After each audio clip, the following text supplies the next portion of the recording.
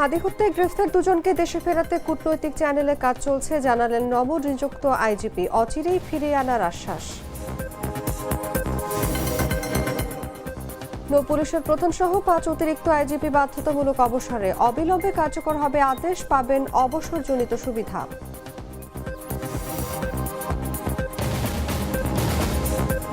যশোরে প্রশিক্ষণ বিমানে যান্ত্রিক ত্রুটি, জরুরি অবতরণ, নিরাপদে আছেন পাইলট। সৌদি আরবে মিসাইল হামলায় যুবক নিহত, কিশোরগঞ্জের বাড়িতে শোকের মাতম। ইরানের অভ্যন্তরীণ নিরাপত্তা স্থাপনায় হামলার দাবি ইসরায়েলের। ইরানের নতুন সর্বোচ্চ নেতা নিয়েও খুশি নন ট্রাম্প। এবং মধ্যপ্রাচ্যে বাড়ছে উত্তেজনা, যুদ্ধের কারণে বিশ্বকাপ প্লে অফ পিছিয়ে দেওয়ার অনুরোধ ইরাকের।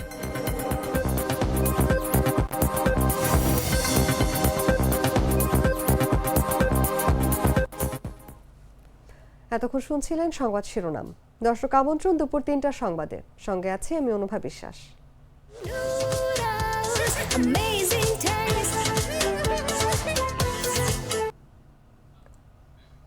চলে যাচ্ছি পুরো খবরে। ইনকিলাব মঞ্চের সাবেক মুখপাত্র শরীফ ওসমান হাদি হত্যায় জড়িত গ্রেফতার দুজনকে ভারত থেকে ফিরিয়ে আনতে কূটনৈতিক চ্যানেলে কাজ চলছে বলে জানিয়েছেন নবনিযুক্ত পুলিশের মহাপরিদর্শক আলী হোসেন ফকির। সোমবার পুলিশ সদর দপ্তরে মিডিয়া সেন্টারের সংবাদ সম্মেলনে তিনি কথা বলেন। তাদেরকে অচিরেই ফিরিয়ে আনা হবে বলেও জানান তিনি। কূটনৈতিক চ্যানেলে ফরেন মিনিস্ট্রি থেকে তাদের সাথে যোগাযোগ হয়েছে, তারা এই ব্যাপারে কার্যক্রম গ্রহণ করছে। হয়তো অচিরেই ইনশাল্লাহ আমরা দেখতে পাবো তারা তালিকা আমাদের তৈরি হয়ে গেছে। আমরা ইনশাল্লাহ অচিরেই তাদের বিরুদ্ধে অভিযান শুরু।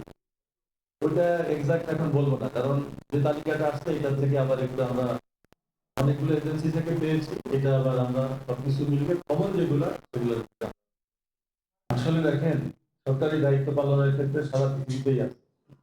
দায়িত্ব কর্মকালীন সময় তাদের কাজের জন্য ডিস্টার্ব বা ক্ষতি না হয়, সেই জন্য কিন্তু তারা সেপারেট ব্রিফিং এর ব্যবস্থা করে। আমরাও সেটা করব, বাট আপনাদের যদি ওরকম কোনো ইমার্জেন্সি থাকে সেটা আমাদের সাথে যোগাযোগ করুন।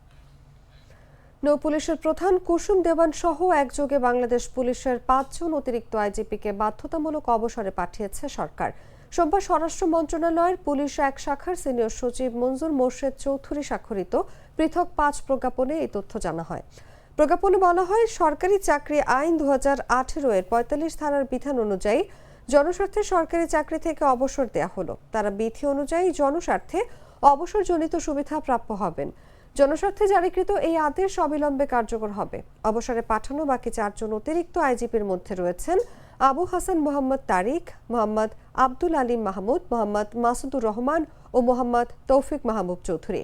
তাদের মধ্যে আবু হাসান মোহাম্মদ তারিক ও মোহাম্মদ আব্দুল আলিম মাহমুদ বিশেষ ভারপ্রাপ্ত কর্মকর্তা হিসেবে মন্ত্রণালয়ে ন্যস্ত আছেন। এছাড়া মোহাম্মদ মাসুদুর রহমান মিয়া পুলিশ অধিদপ্তর ঢাকায় এবং তৌফিক মাহবুব চৌধুরী সারদা রাজশাহীতে অতিরিক্ত আইজিপির দায়িত্ব পালন করছেন।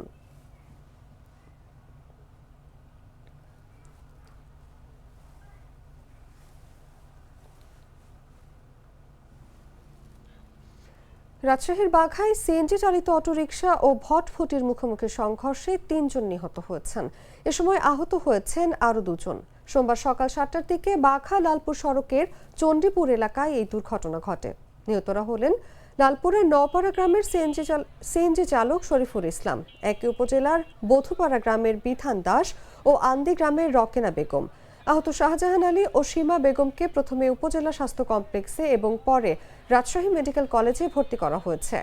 বাঘা থানার ভারপ্রাপ্ত কর্মকর্তা সিরাজুল হক বলেন, ঘটনাস্থলে 2 জন মারা যান।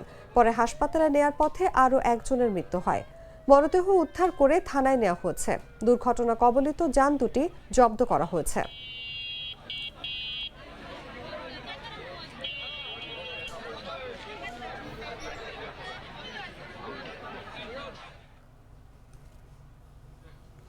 যশোরে যান্ত্রিক ত্রুটির কারণে বাংলাদেশ বিমান বাহিনীর একটি প্রশিক্ষণ বিমান রানওয়েতে জরুরি অবতরণ করেছে, তবে পাইলট নিরাপদে আছেন।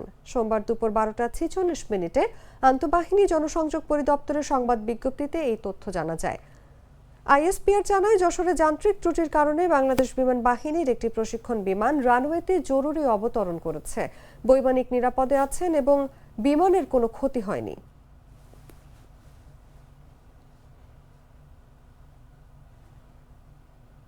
মজাদার চকলেটে একাকার হয়ে ওঠা প্রাণ লেয়ার।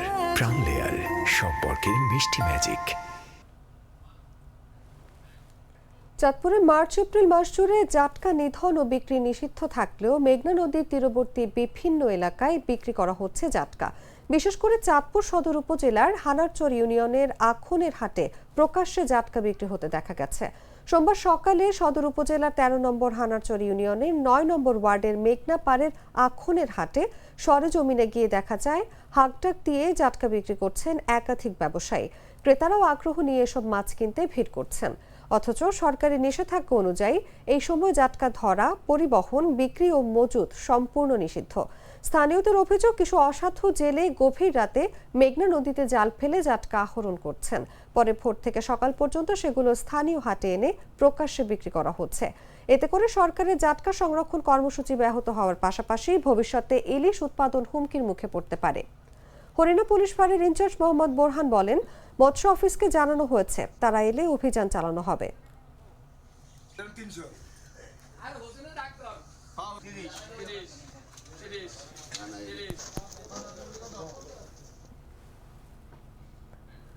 সৌদি আরব ইরানের মিসাইল হামলায় কিশোরগঞ্জের এক যুবক নিহত হয়েছেন। রোববার ইফতারের আগ মুহূর্তে সৌদি আরবের আল খারিজ শহরে আল তোয়াইক বলদিয়া কোম্পানির একটি শ্রমিক ক্যাম্পে মিসাইল বিস্ফোরণে বাচ্চু মিয়া নিহত হন। বাচ্চু মিয়া কিশোরগঞ্জ জেলার কটিয়াদি উপজেলার জালালপুর ইউনিয়নের পশ্চিম ফেকামারা গ্রামের রইস উদ্দিনের ছেলে। তিনি সৌদি আরব শাখা জামায়াত ইসলামীর একজন কর্মী হিসেবে পরিচিত ছিলেন। দেশে থাকাকালেও তিনি জামায়াত ইসলামীর রাজনীতির সঙ্গে সম্পৃক্ত ছিলেন বলে নিশ্চিত করেছেন কটিয়াদি উপজেলা জামায়াত ইসলামীর আমির অধ্যাপক মোজাম্মেল হক জোয়ারদার। পারিবারিক সূত্রে জানা যায়, বাচ্চু মিয়া 2 কন্যা সন্তানের জনক। তাদের মধ্যে একজন মানসিক প্রতিবন্ধী। বাচ্চু মিয়ার মৃত্যুর খবরে তার পরিবার ও এলাকায় শোকের ছায়া নেমে এসেছে।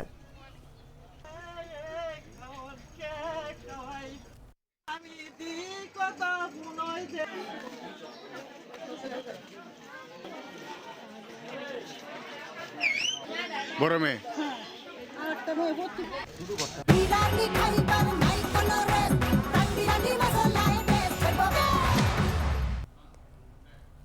জানাবো আন্তর্জাতিক সংবাদ।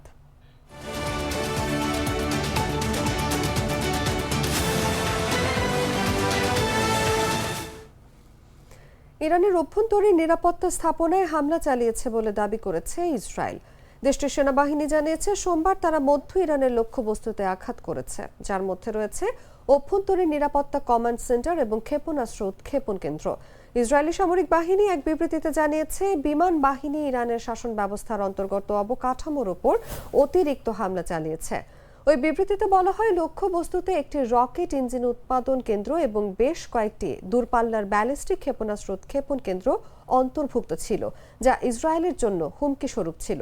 সামরিক বাহিনীর মতে, কেন্দ্রীয় শহর ইস্পাহানে অবস্থিত অভ্যন্তরীণ নিরাপত্তা সদর দপ্তর, একটি পুলিশ সদর দপ্তর এবং বিপ্লবী গার্ড ও আধা সামরিক বাসিজ বাহিনীর ব্যবহৃত অন্যান্য স্থাপনাগুলোতেও হামলা চালানো হয়েছে।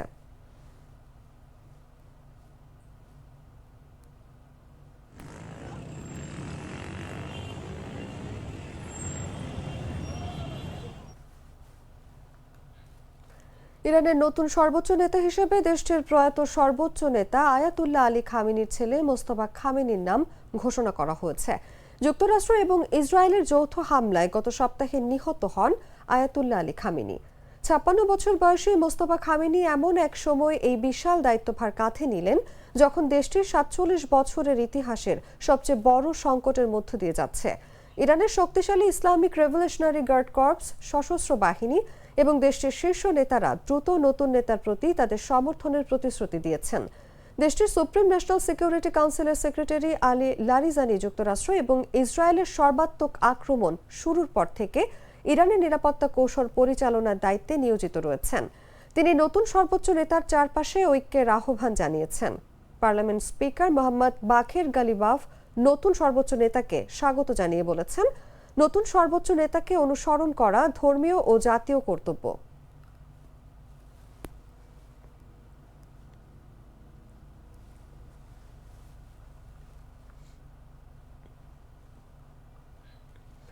ইরানের নতুন সর্বোচ্চ নেতা হিসেবে আয়াতুল্লাহ আলী খামেনির ছেলে মোস্তফা খামেনির নাম ঘোষণায় খুশি নন মার্কিন প্রেসিডেন্ট ডোনাল্ড ট্রাম্প। এমনই দাবি করেছেন ফক্স নিউজের উপস্থাপক ব্রায়ান কিলমিট জানিয়েছেন, ডোনাল্ড ট্রাম্প তাকে বলেছেন ইরানের নতুন সর্বোচ্চ নেতা হিসেবে মোস্তফা খামেনিকে নির্বাচিত করার ব্যাপারে তিনি খুশি নন। তবে ট্রাম্প এখনও এই পদক্ষেপ সম্পর্কে প্রকাশ্যে কোনো মন্তব্য করেননি। দ্য টাইমস অব ইসরায়েল জানিয়েছে, মার্কিন প্রেসিডেন্ট ডোনাল্ড ট্রাম্প এক সাক্ষাৎকারে ইরানের নতুন সর্বোচ্চ নেতার নিয়োগ নিয়ে মন্তব্য করতে অস্বীকৃতি জানিয়েছেন। ইসরায়েলি সংবাদ মাধ্যম বলছে, ট্রাম্প বলেছেন যে ইরানের বিরুদ্ধে যুদ্ধ বন্ধের বিষয়ে তিনি নেতানিয়াহুর সঙ্গে পারস্পরিক সিদ্ধান্ত নেবেন। ট্রাম্প ইসরায়েলি প্রেসিডেন্ট আইজাক হার্জকে দুর্নীতির অভিযোগে বিচারাধীন নেতানিয়াহুকে ক্ষমা করার জন্য অনুরোধ করেছেন।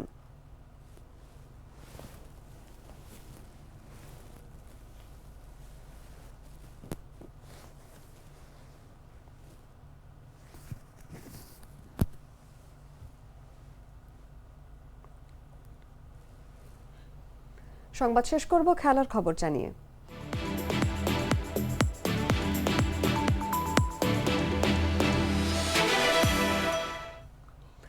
মধ্যপ্রাচ্যে বাড়তে থাকা উত্তেজনার প্রভাব পড়েছে ফুটবল অঙ্গনেও।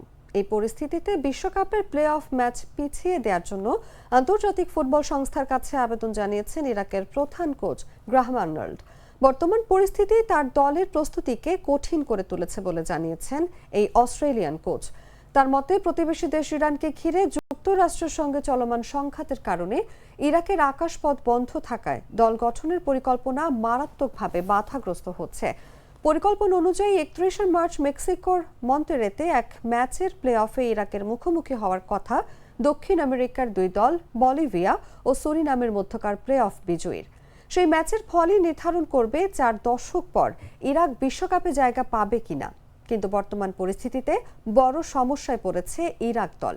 দেশটির আকাশপথ 1 এপ্রিলের আগে খোলার সম্ভাবনা নেই, অথচ প্লে অফ ম্যাচটি নির্ধারিত রয়েছে তার আগের দিনই। ফলে দেশ থেকে খেলোয়াড়দের বের করে আনা প্রায় অসম্ভব হয়ে পড়েছে।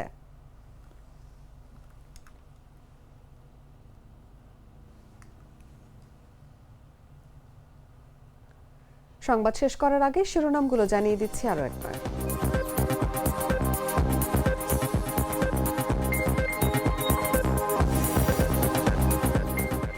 হাদি হত্যায় গ্রেফতার দুজনকে দেশে ফেরাতে কূটনৈতিক চ্যানেল কাজ চলছে, জানালেন নবনিযুক্ত আইজিপি। অচিরেই ফিরিয়ে আনার আশ্বাস। নৌ পুলিশের প্রধান সহ 5 অতিরিক্ত আইজিপি বাধ্যতামূলক অবসরে, অবিলম্বে কার্যকর হবে আদেশ, পাবেন অবসরজনিত সুবিধা। যশোরের প্রশিক্ষণ বিমানে যান্ত্রিক ত্রুটি, জরুরি অবতরণ, নিরাপদে আছেন পাইলট। সৌদি আরবে মিসাইল হামলায় যুবক নিহত, কিশোরগঞ্জের বাড়িতে শোকের মাতম। ইরানের অভ্যন্তরীণ নিরাপত্তা স্থাপনায় হামলার দাবি ইসরায়েলের। ইরানের নতুন সর্বোচ্চ নেতা নিয়োগ, খুশি নন ট্রাম্প। এবং মধ্যপ্রাচ্যে বাড়ছে উত্তেজনা, যুদ্ধের কারণে বিশ্বকাপ প্লে অফ পিছিয়ে দেওয়ার অনুরোধ ইরাকের।